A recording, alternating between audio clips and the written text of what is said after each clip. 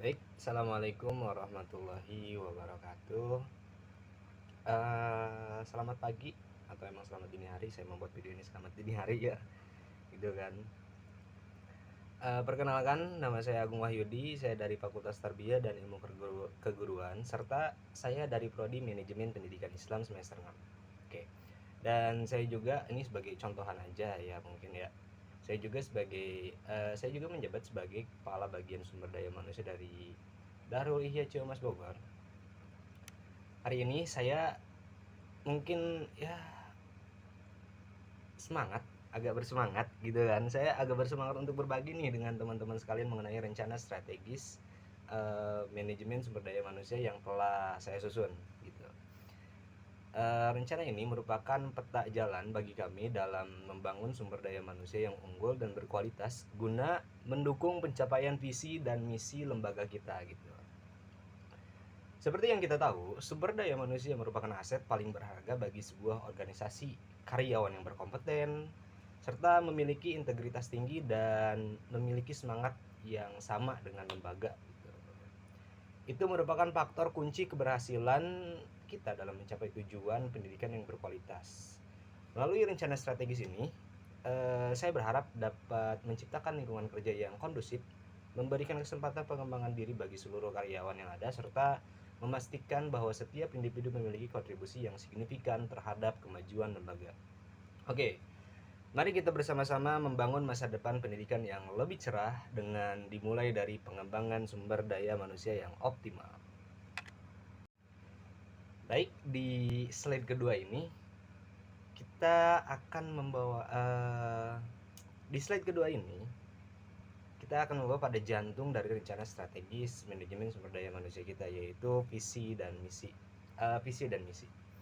Visi dan misi ini akan menjadi kompas yang akan membantu setiap langkah kita dalam mengelola sumber daya manusia di lembaga ini.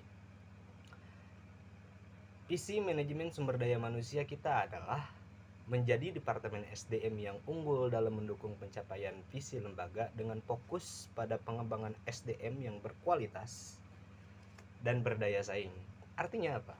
Artinya, di sini kami ingin menjadi departemen SDM yang tidak hanya sekedar mengelola karyawan, tetapi juga menjadi mitra strategis bagi seluruh unit kerja dalam mencapai tujuan lembaga.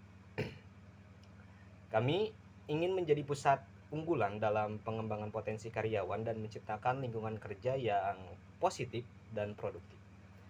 Oke, untuk mewujudkan visi tersebut, kami memiliki beberapa misi yang akan kita laksanakan secara berkelanjutan.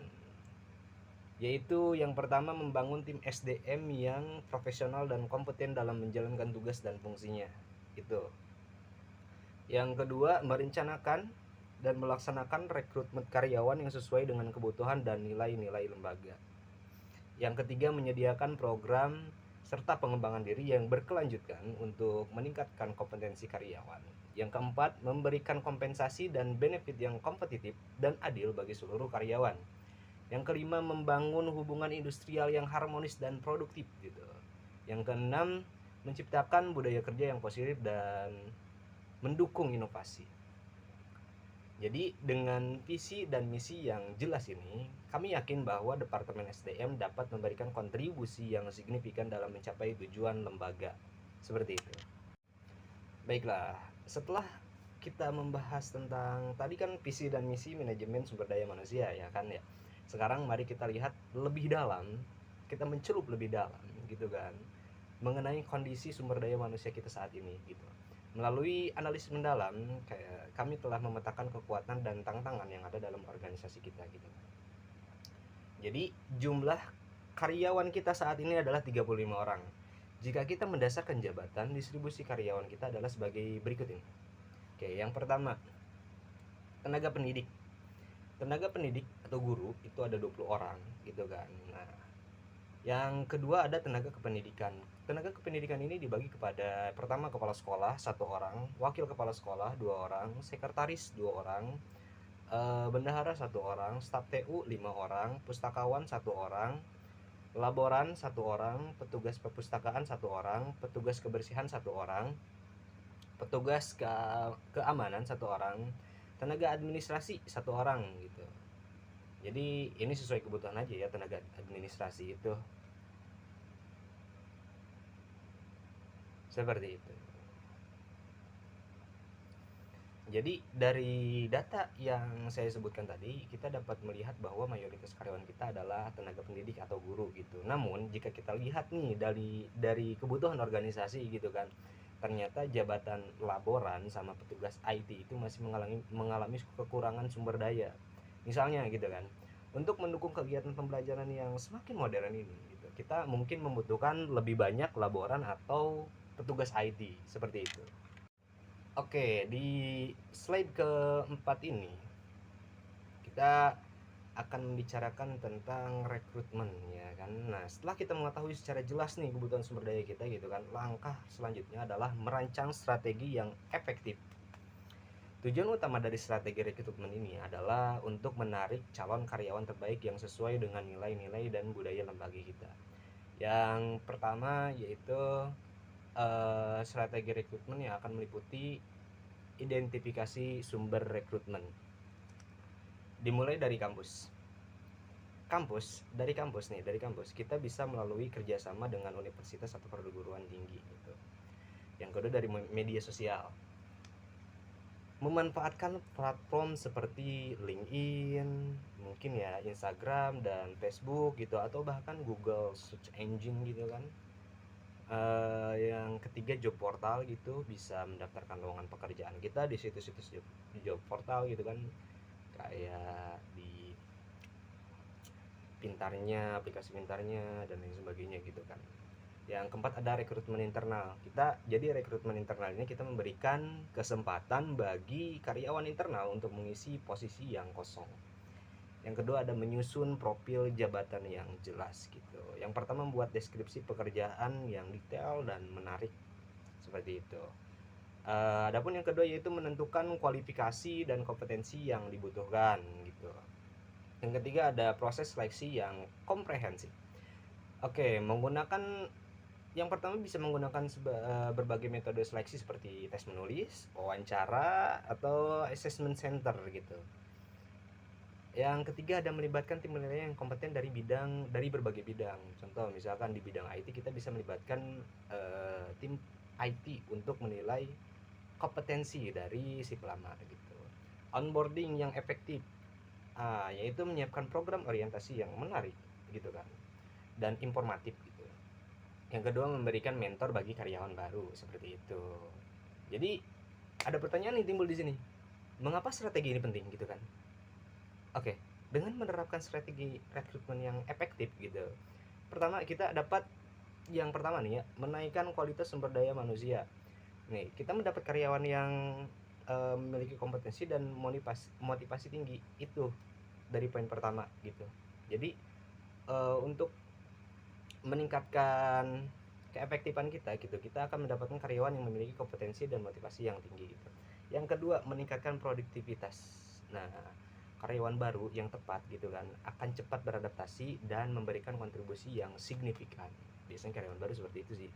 Yang ketiga memperkuat budaya organisasi nih. Karyawan baru biasanya akan membawa ide-ide segar gitu dan semangat baru yang dapat memperkuat budaya organisasi. Nggak kayak karyawan lama gitu kan, jenuh gitu. Jadi strategi rekrutmen yang komprehensif merupakan investasi jangka panjang ya bagi lembaga kita gitu. Dengan mendapat karyawan yang tepat gitu, kita dapat mencapai tujuan kita untuk menjadi lembaga pendidikan yang unggul seperti itu. Oke, setelah kita berhasil merekrut karyawan yang berkualitas gitu, langkah selanjutnya adalah untuk memastikan mereka terus berkembang dan mencapai potensi maksimalnya. Untuk itu, kami telah menyiapkan berbagai program pengembangan karir yang dirancang khusus untuk memenuhi kebutuhan karyawan dan mendukung pencapaian tujuan organisasi gitu. Program pengembangan karir yang akan kami jalankan meliputi yang pertama itu pelatihan dan pengembangan. Pelatihan teknis itu meningkatkan keterampilan teknis yang dibutuhkan untuk menjalankan tugas sehari-hari di balik pekerjaan gitu. Dan yang kedua adalah pelatihan kepemimpinan, membentuk calon pemimpin masa depan. Itu. Yang ketiga adalah pelatihan soft skill, meningkatkan kemampuan komunikasi, kerjasama, dan problem solving gitu. Adapun yang kedua yaitu rotasi jabatan. Rotasi jabatan ini yang pertama, yang A gitu kan, memberikan kesempatan bagi karyawan untuk mencoba berbagai peran dalam organisasi gitu. Terus yang B-nya itu, poin keduanya yaitu memperluas wawasan dan pengalaman karyawan. Yang ketiga mentoring dan coaching. Poin pertama, menyambungkan karyawan dengan mentor yang berpengalaman. Nah ini yang menjadi problem kita segitu kan. Senioritas di Indonesia tuh lumayan tinggi. Jadi ya adapun itu karyawan baru yang memiliki ide dan semangat yang tinggi bisa ditekan oleh senioritas yang ada di dalam organisasi. Nah ini nih problemnya yang harus kita, sebagaimana kita manajemen SDM ya, kita harus mengatur konflik-konflik ini yang ada di organisasi ini gitu. Adapun yang poin kedua yaitu memberikan dukungan dan bimbingan dalam pengembangan karir gitu. Nah yang keempat nih khusus program beasiswa, mendukung karyawan yang ingin melanjutkan studi ke jenjang yang lebih tinggi itu, seperti itu. Dengan memberikan kesempatan pengembangan yang berkelanjutan, kita dapat meningkatkan kinerja karyawan gitu. Yang pertama kinerja karyawan. Karyawan yang merasa tertantang dan didukung akan lebih produktif gitu. Adapun yang kedua itu meningkatkan loyalitas karyawan terhadap organisasi. Karyawan yang merasa dihargai akan lebih loyal terhadap organisasi, seperti itu. Yang ketiga adalah mempersiapkan pemimpin masa depan. Program pengembangan karir akan menghasilkan pimpinan yang berkualitas untuk menggantikan generasi yang lebih tua atau regenerasi gitu kan. Jadi investasi dalam pengembangan karir adalah investasi yang sangat menguntungkan. Dengan demikian, memberikan kesempatan bagi karyawan untuk tumbuh dan berkembang, kita tidak hanya meningkatkan kinerja individu tetapi juga memperkuat organisasi secara keseluruhan. Seperti itu. Setelah kita membahas bagaimana kita akan menarik dan mengembangkan talenta terbaik, oke, langkah selanjutnya adalah memberikan apresiasi yang layak atas kontribusi mereka. Sistem kompensasi dan benefit yang kompetitif dan adil merupakan salah satu cara terbaik untuk memotivasi karyawan dan meningkatkan kinerja mereka. Sistem kompensasi dan benefit yang akan kami terapkan meliputi yang pertama gaji yang kompetitif. Melakukan survei gaji secara berkala untuk memastikan gaji yang kita tawarkan sebanding dengan pasaran, itu tentunya. Kedua, menghubungkan kenaikan gaji dengan kinerja individu gitu. Adapun tunjangan tambahan yaitu tunjangan kesehatan, tunjangan hari raya, tunjangan lainnya gitu sesuai dengan kebutuhan karyawan, dan program kesejahteraan karyawan seperti asuransi, dana pensiun, fasilitas olahraga gitu. Yang ketiga, insentif. Nah, memberikan insentif bagi karyawan yang mencapai target atau kinerja, serta memberikan ide-ide yang inovatif. Adapun yang keempat yaitu program pembagian keuntungan, memberikan kesempatan bagi karyawan untuk ikut serta dalam kesuksesan perusahaan. Contoh bagi karyawan yang emang kerja di bank, contohnya bank-bank besar Indonesia, BUMN, mungkin mereka bisa membeli saham-saham perusahaan dari bank-bank tersebut gitu.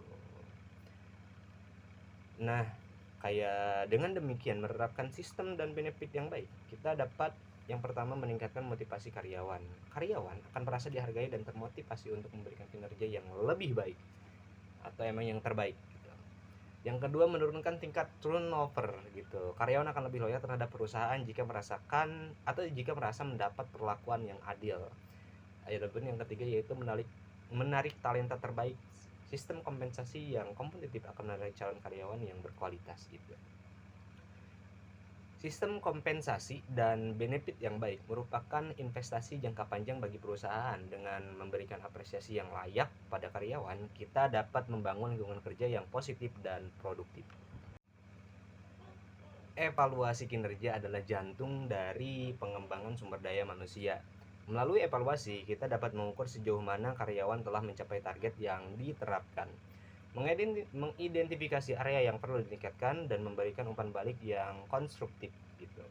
Sistem evaluasi kinerja yang akan kami lakukan meliputi yang pertama penentuan kinerja, menetapkan Key Performance Indicator atau KPI yang jelas dan terukur untuk setiap jabatan, menggunakan berbagai metode penilaian seperti penilaian diri, penilaian atasan, serta penilaian rekan kerja. Yang kedua ada frekuensi evaluasi, melakukan evaluasi kinerja secara berkala, misalnya setiap 6 bulan atau setiap tahun sekali gitu.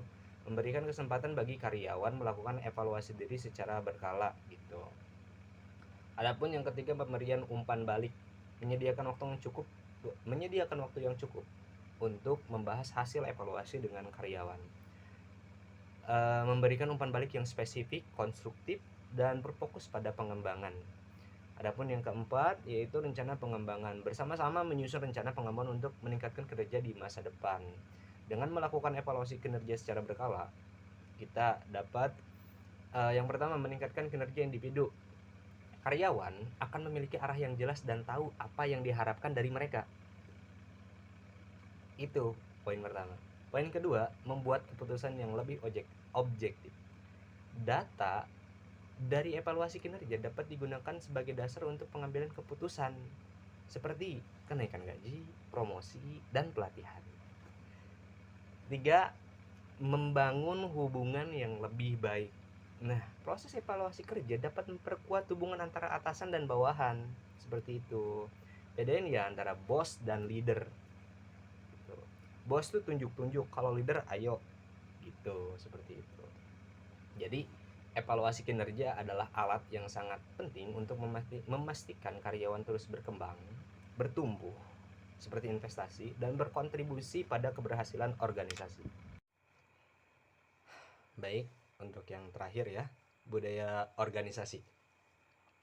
Budaya organisasi adalah jantung dari setiap perusahaan atau emang lembaga pendidikan. Ini adalah seperangkat nilai, norma, dan keyakinan bersama untuk cara kita bekerja, berinteraksi, dan mencapai tujuan. Budaya organisasi yang kuat akan menjadi fondasi bagi kesuksesan jangka panjang organisasi. Budaya organisasi yang akan kita bangun meliputi yang pertama inovasi. Yang pertama adalah inovasi. Kami mendorong karyawan untuk selalu berpikir kreatif dan mencari solusi yang baru. Yang kedua, integritas. Kami menjunjung tinggi kejujuran, transparansi, dan etika dalam segala hal. Yang ketiga adalah kerjasama. Kami bekerja sama sebagai tim untuk mencapai tujuan bersama. Yang keempat ada pelayanan. Kami berkomitmen untuk memberikan pelayanan terbaik kepada pelanggan. Bagaimana sih cara kita membangun budaya organisasi yang positif? Yang pertama dari kepemimpinan, public figure. Kenapa para public figure? Nah, para pemimpin ini menjadi role model dalam mewujudkan nilai-nilai organisasi. Yang kedua ada komunikasi. Komunikasi ini atau emang membangun komunikasi yang terbuka dan efektif di semua level organisasi. Yang ketiga ada pengakuan dan apresiasi. Pengakuan dan apresiasi ini memberikan penghargaan kepada karyawan yang menunjukkan perilaku sesuai dengan nilai-nilai organisasi. Yang keempat ada program pengembangan atau emang program pengembangan. Menyediakan program-program yang mendukung serta pengembangan budaya organisasi gitu kan. Mengapa budaya organisasi ini penting? Nah, ini dengan membangun budaya organisasi yang kuat, yang pertama kita dapat meningkatkan produktivitas. Karyawan yang merasa bagian dari organisasi akan lebih termotivasi untuk memberikan kontribusi terbaiknya gitu. Itu seperti itu. Yang kedua, menarik dan mempertahankan talenta. Budaya organisasi yang positif akan menarik calon karyawan terbaik dan membuat karyawan exciting betah bekerja di perusahaan seperti itu. Adapun yang ketiga yaitu meningkatkan reputasi perusahaan. Perusahaan dengan budaya organisasi yang baik akan memiliki reputasi yang baik di mata pelanggan, mitra bisnis, dan masyarakat. Jadi budaya organisasi adalah suatu aset yang sangat berharga bagi perusahaan. Kenapa? Dengan membangun budaya yang positif, kita dapat menciptakan lingkungan kerja yang menyenangkan dan produktif. Selesai sampai di sini teman-teman. Thank you very much telah menonton ya video saya ini. Terima kasih. Wassalamualaikum warahmatullahi wabarakatuh. See you again.